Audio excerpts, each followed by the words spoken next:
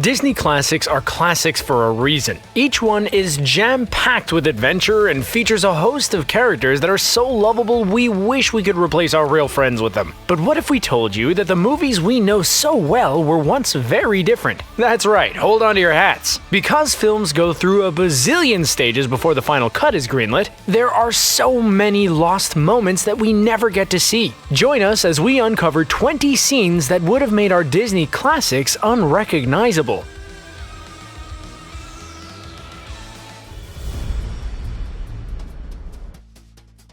Zootopia was the film the animation world was waiting for. Somehow, the movie was able to pull off giving us unforgettable, multi-layered characters, shout out to the gazelle voiced by Shakira, while at the same time providing a much-needed commentary on racial prejudices and power dynamics in America. When Judy Hopps, the first rabbit in the police force, tries to solve a crime, she's met with resistance. While she is an exceptional worker and annoyingly smart, her fellow police peers look down on her as she's smaller than they are. For those of you who haven't seen the movie, spoiler, she defies everyone's expectations. While we love this tale the way it is, this was not always the way the story went. The film's protagonist was originally supposed to be the fox Nick Wilde, which would have changed everything. Just a year before the release, Disney had a change of heart and decided that a message about female empowerment was more pressing. And boy, are we thankful for it.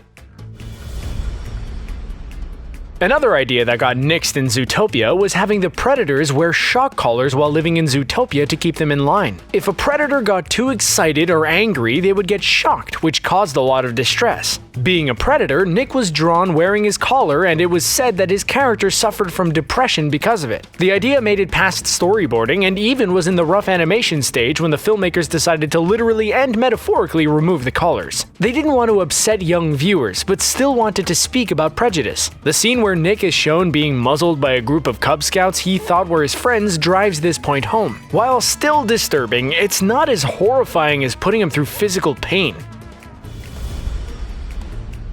In 2013, Frozen was released, and it felt as though the whole world was relentlessly playing Let It Go on repeat. Even if you haven't seen the movie, odds are that you've heard someone belting it out from a passing car with total reckless abandon. The film was a total undeniable hit and brought over $1 billion to box offices. We love the movie because it subverted the Disney female protagonist stereotype by making Anna's driving force be for the love of her sister rather than the love for a man. What you might not know, however, is that in the original screenplay, Elsa was supposed to be a villain. There was a scene where Elsa uses her powers to torture two of Hans's guards, which would have made us see her in an entirely new light. After Let It Go was written, the creators decided to make the two women sisters, and we got our happily ever after. Disney's Robin Hood featured a lovable fox fighting for the people of Sherwood Forest. He is the perfect outlaw, stealing from Prince John and spreading the love amongst the needy. To top it all off, we have honky-tonk legend Roger Miller voicing the rooster and lending his perfect songs to the soundtrack. All in all, it's flawless. But it wasn't always this way. During the castle fight sequence, the original idea was for Robin Hood to get wounded and for Prince John to creep after him with a dagger in hand. When Robin Hood thought he was alone with Maid Marian, the prince was going to attempt to finish him off. After testing this on audiences, the creators saw that kids didn't exactly take to this angle. Thankfully, Disney decided to lighten up the ending. When Pixar was workshopping their first film, Toy Story, there was a lot of back and forth about who the main characters should be. As we know, they ended up with Woody, a proud yet sensitive sheriff, and Buzz Lightyear, a brave and sometimes irrational spaceman. The two balanced each other perfectly as they developed an unlikely friendship that won the hearts of millions. Originally, Woody's character was a little different. He was written to be far more cynical and power-hungry. During the scene where Andy's mom says that he's only allowed to take one toy, Woody was written pushing Buzz out of the window in an act of eliminating his competition. The storyboard showed the other toys protesting, then Woody warning them that if they didn't fall in line, the same thing would happen to them. As you can probably imagine, parents and children didn't love this darker tone, and it was scrapped. In The Lion King, the scene where Mufasa falls into the wildebeest stampede is burned into our brains. He's this powerful king who seems undefeatable, and then all at once slips off the cliff and is lost. We don't blame you if after all these years it still makes you all choked up. While you may think that this version is unsettling, wait until you hear its original idea. As we know, Scar has a personal vendetta against Mufasa and wants to take his place as king. In an early draft, he was supposed to snap Mufasa's neck using his own teeth. After some deliberation, the creators thought that this was a wee bit too bloodthirsty, even for Scar. In the film Inside Out, our heroine is a teenager named Riley who is battling her many emotions including joy, sadness, fear, anger, and disgust. We get a literal insight into what's going on in her head by being introduced to these emotions firsthand and seeing how they navigate a young girl going through puberty. On top of that, she's also moved to a new town and has to start her social life from scratch while battling with her parents. In the end, it has an uplifting message that we must mindfully embrace our emotions, even sadness. In an earlier version of the film, depression, gloom, and despair were also personified. While it may have made for a more realistic portrayal of teenage emotions, we think it could have gotten very dark very fast. We would like to argue that Up is one of the most heart-wrenching movies ever released. If you're not totally sobbing in a fetal position after the first 5 minutes, we're judging you. It follows the tale of an old man named Carl who thinks he's lost everything but discovers that his house can fly, the dogs can talk, and that Boy Scouts aren't as bad as he thought. Despite its beginning, the majority of the film is relatively uplifting, but it wasn't always so. The creators originally had months meeting his end by being chased into a labyrinthian crag and losing his mind, forever trapped. If we could assign an emoji for what we think of this alternate scene, it would be this one. Disney's Mulan is another great example of a film that showcases a dynamic female role model for young children. Coming out in 1998, it was exciting to see a girl break out of gender norms and fight for her family as a soldier. In the hilarious scene where she basically sets her matchmaker on fire, we see she is definitely not cut out to be a housewife. The whole film explores Mulan's relationship with honor and shows us how it can be showed in many non-traditional ways. It takes her single-handedly saving China from invasion for her parents to finally come around to the whole thing. When the script was first written, Mulan's motivations were completely different. She was originally involved in an arranged marriage to Shang and only joined the army to escape her fate. The end of a movie is as important as the beginning. If you leave the theater with a bad taste in your mouth, you are unlikely to recommend the flick to your friends. Directors are terrified of this and therefore work very hard to ensure that their movie ends with a bang. In The Little Mermaid, the movie ends with the sea witch Ursula stealing King Triton's trident, turning into a full-fledged monster and creating a whirlpool big enough to swallow an entire continent. She is up against Eric, who compared to her gargantuan size looks like a shrimp. In the original version of the movie, Ursula was meant to only increase slightly, which would have looked ridiculous. We think that their choice to totally transform Ursula made it incredibly dramatic in the best way.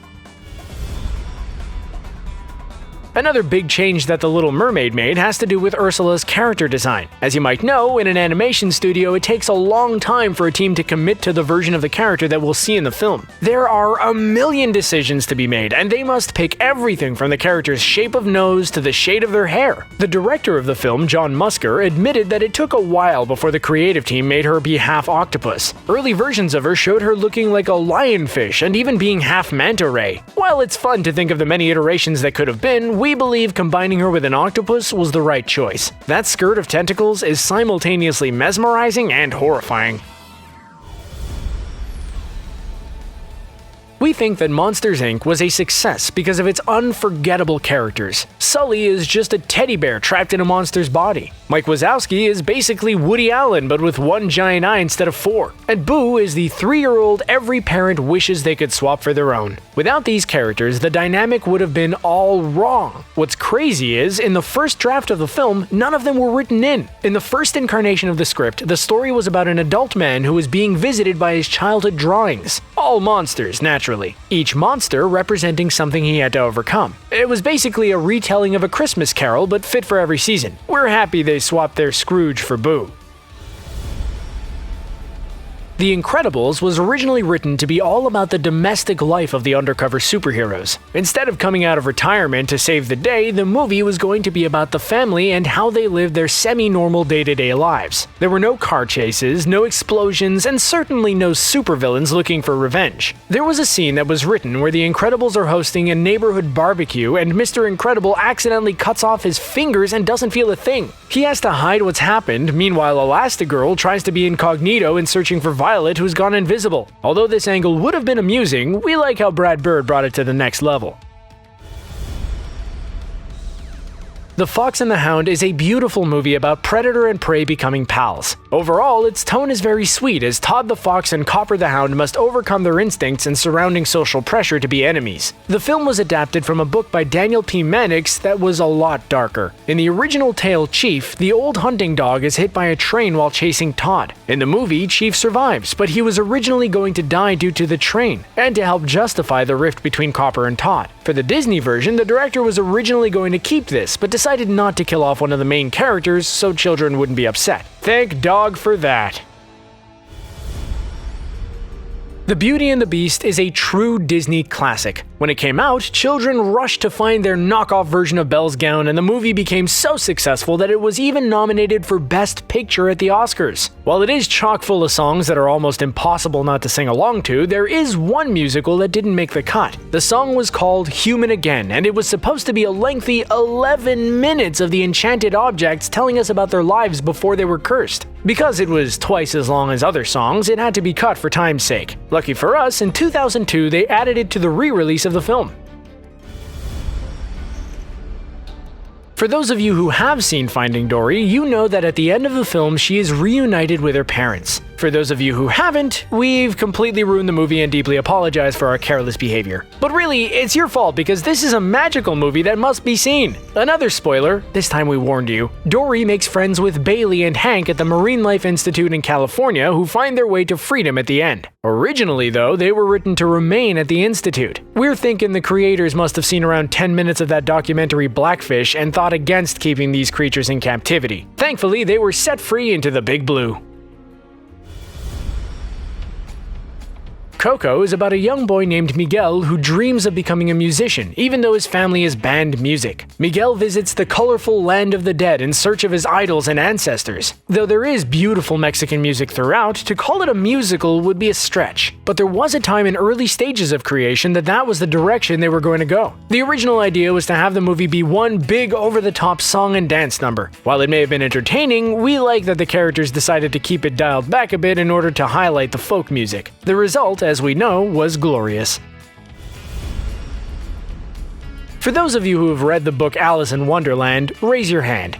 Because we can't actually see you, we're gonna go ahead and explain why it's much different than the Disney version. First off, Tweedledee and Tweedledum aren't even in it. They're from Through the Looking Glass, Lewis Carroll's other novel. Secondly, it's far more trippy and verges on being very dark indeed. In early development, Disney wanted to be true to the Lewis Carroll original, so they tried integrating parts of the book into the movie. They included a sequence where Alice was executed, and we're not sure how that got greenlit for a kids movie. They thought offing Alice would be a nice little addition to this already grim tale. Thankfully, someone at Disney spoke up and we were all saved from being traumatized. The original Aladdin was perfect. We now live in a world where Disney thinks it's cool to just make old classic animated films into live-action movies, and because of that, we're forced to see Will Smith looking like this. Before this atrocity, the genie was flawless. He didn't look like a blueberry and was the perfect guide for Aladdin. Also, Abu was the perfect sidekick, and Rajah was the most loyal companion a princess could ever have. We're interested to see what they'll do in the live-action version, but are cautiously optimistic. Now, what we recently learned is that the cast in the original Aladdin movie was wildly different at first. Instead of a tiger, Rajah was supposed to be a human handmaiden. Yeah, I know, but what's wilder is that Abu was meant to be an old man. He was supposed to have the same mischievous character, but we guess just not as agile? It would have made for a puzzling combo. If there was an award for best grandmother in a Disney movie, hands down every time it would go to Grandma Tala in Moana. People might become annoyed with her because year after year she would win, but she would deserve it every time. In our minds, she's like Meryl Streep at the Oscars. Even though she doesn't get much screen time, she is an integral part of the story and is the reason Moana knows the history of her ancestors and what her true path must be. We were shocked to hear that Grandma Tala wasn't even in the first version of the movie. Originally, Moana had a group of brothers who were meant to be her mentors. While that might have been cool, we would have missed out on the village crazy lady. We hope you enjoyed uncovering those missing parts with us. It's pretty incredible to think that the movies we love and deem as classics could have been completely different had some of those scenes not been scrapped. Did we miss anything? Did Dumbo originally have a twin brother that we didn't know about? Was there a scene in Cinderella where she turned evil? If so, we want to know. On your way out, be sure to slap that subscribe button to ensure you don't get FOMO about our future videos. See you next time.